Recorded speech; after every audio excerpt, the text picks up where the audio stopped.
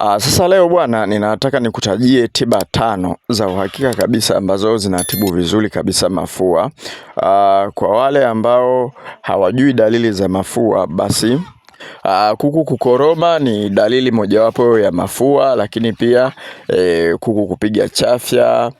Muda mwingine unakuta kuku jicho lake kama vile linatoa povu. Hiyo ni dalili moja hatari sana ya mafua, mpaka inaweza ikapelekea kuku kuvimba jicho, kuzubaa.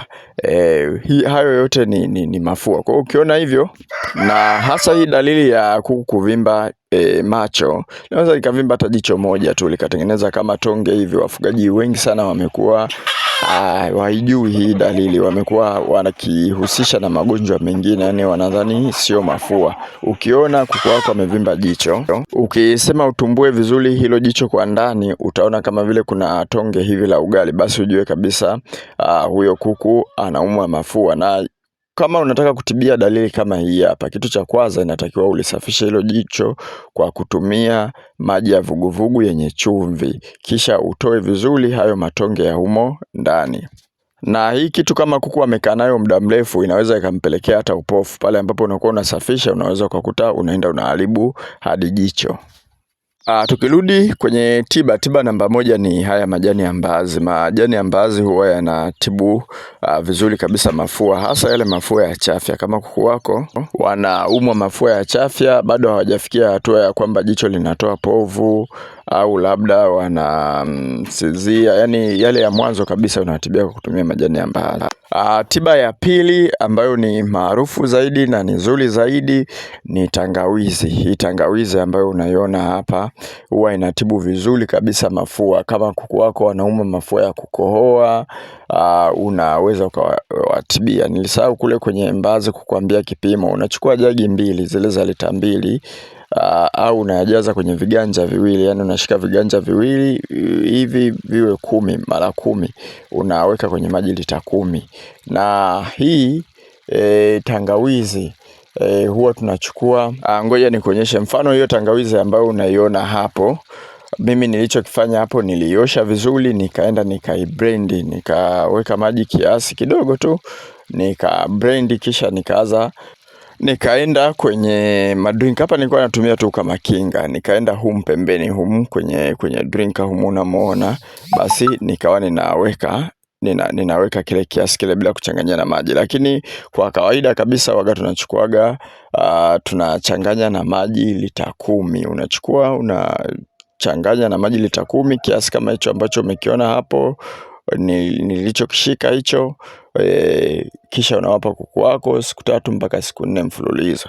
Pia hii tiba unaweza ukaitumia kwa ajili ya vifaranga. Ukiwa unafuga vifaranga, ukiingia jioni bandani, unaweza ukaona kama vile wanapiga chafya. Kwa hiyo utachukua tangawizi 1 size ya dole gumba, pilipili 3 na kitunguu saumu 1, ukiviblend unawapa kuku wako vifaranga. Unakuwa unawachanganyia hata na vitamin au na booster.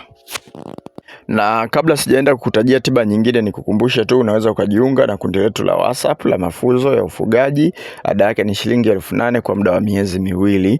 Utajifunza jinsi ya kuwafuga vifaranga tokea wadogo mpaka wanakuwa wakubwa. Lakini pia ukiwa na swali lolote au una changamoto bandani kwako, unatupigia simu au unatutumia picha. Unaweza kuchukua video kidogo ya kurekodi kwamba kuku wangu wapo hivi, basi sisi moja kwa moja tutakupa ushauri wa namna ya kufanya kwa hao kuku wako. Pia tunavyo vitabu ambavyo vinasaidia sana kwenye ufugaji, hasa kwenye kupunguza gharama. Hivi vitabu vitakusaidia sana. Kwa mfano, kutengeneza chakula chako wewe mwenyewe nyumbani, kuna kanuni humu kabisa na kuelekeza uweke kitu gani, kiasi gani, kitakusaidia sana.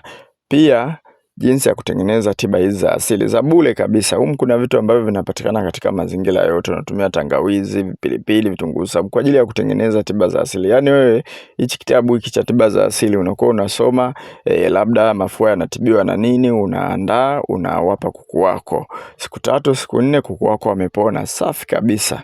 Lakini pia kama kuku wako unataka wanenepe haraka, kipo kitabu chake ambacho kinakupa mwongozo wa namna ya kuwalisha au kuku, namna ya kuwapa booster za asili ili waweze kunenepa kwa haraka. Hivi vitabu gharama yake ni shilingi 10,000 na ni soft copy na kutumia kwa njia ya WhatsApp. Nikija kwenye tiba ya nne ni karafuu. Endapo utachukua vijiko viwili vya karafuu ukaviweka kwenye maji lita 10, ukachanganya vizuri kwa hapa kuku wako, basi wanapona vizuri sana. Na nikushauri kitu, unapotumia hii tiba ya karafuu vizuri, pia ukatumia na tangawizi. Ukichanganya karafuu, tangawizi na pilipili, ni tiba nzuri. Yani ukachukua kwa mfano vijiko viwili vya karafuu ukachukua vijiko viwili vya unga wa tangawizi ukaweka kwenye maji, kisha ukaweka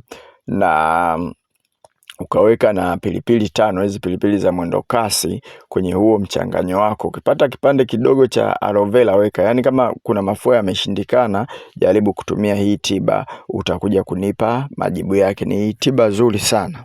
Na mwisho kabisa ni kitunguu maji. Kitunguu maji ni tiba nzuri sana. Kama kuku wako kwa mfano anapiga chafya, ukichukua hiki ukakata vipande vidogo vidogo afu ukawawekea wakawa wanadonoa, yani kama vile vidonge wanadonoa na kula, basi itawasaidia sana kwenye mafua. Lakini pia ukiwachanganyia huu mchanganyo wa kwenye maji, inawasaidia vizuri sana kwenye mafua. Hiki kitunguu maji kinatibu vizuri sana mafua, na sisi pia waga tunakitumia pale ambapo tunaona kuku wetu wana dalili ya mafua.